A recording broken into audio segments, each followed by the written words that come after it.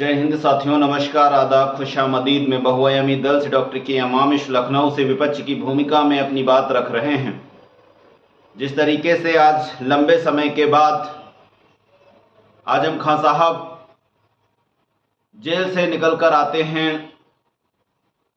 ऐसे में यह बात क्लियर हो जाती है कि भारत की न्याय प्रणाली में मुर्गी चोर, बकरी चोर, भैंसी चोर, लुटिया चोर जैसे लोगों को भी देर दुरुस्त जमानत मिल ही जाती है। वो बात अलग है कि बम ब्लास्ट करने वाले, सरेआम मर्डर करने वाले, राजनीति की गोद में बैठकर किसी भी बेटी को उठाकर, बहन को उठाकर सरेआम रेप करने वाले, करोड़ों का गबन करने वालों को जमानत within month, within days, within week मिल जाती है। ये भारत की न्याय प्रणाली है। खैर, देर आए दुरुस्त आए से ये तो पता चल गया जब खास तौर से एक विशेष तबका से लोग जुड़ा हो। दिल्ली में CNRC का विरोध करने वाले लोगों को जेल में सड़ाया जा रहा है। एग्जाम्पल उदाहरण आपके साथ में है। वहीं उनके साथ में जो नॉन मुस्लिम लोग थे, जो बीजेपी की विचारधारा या अन्य राजनीतिक दल की विचारधारा से मैच कर रहे थे, वो राजनीति में बैठे हुए हैं। ये बात सोचने पर मजबूर करती है।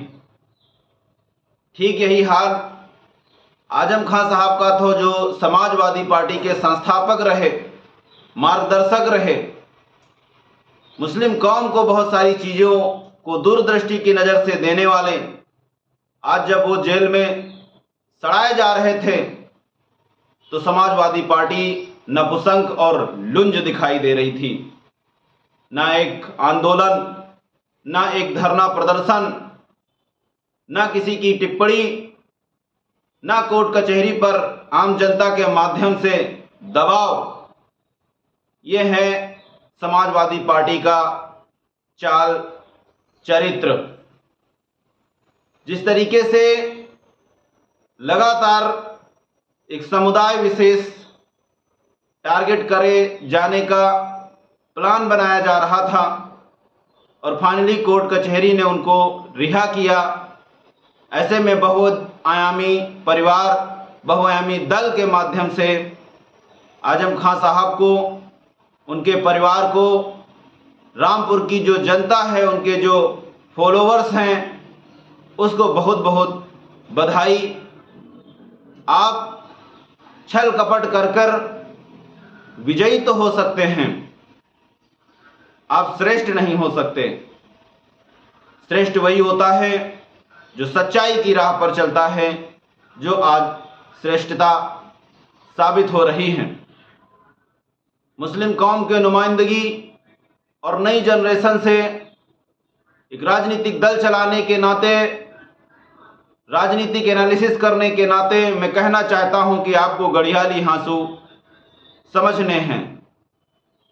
आज जिस तरीके से संघ परिवार बीजेपी मुसलमानों को दुय्यम दर्जे नागरिक बनाए जाने का षड्यंत्र प्लान रच रही है, क्या उसमें समाजवादी का हाथ नहीं है? बिल्कुल नहीं है।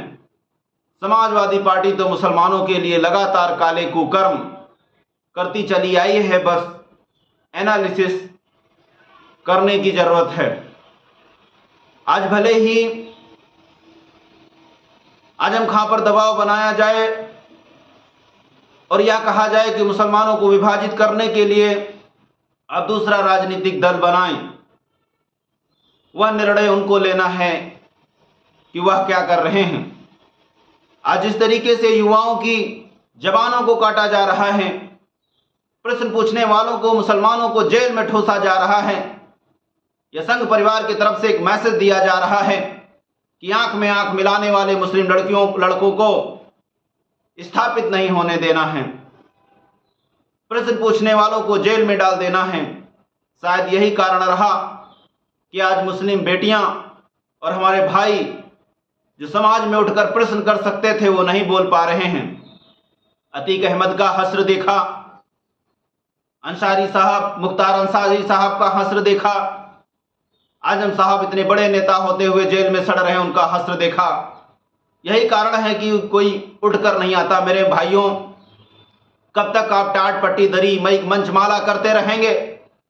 कुछ अपने हक और अधिकार के भी लिए लड़ लिया करें, कुछ आवेदन भी लिख लिया करें, कुछ आरटीआई भी लगा लिया करें, कुछ सहयोगी वकील से पीआईएल भी डायल कराएं।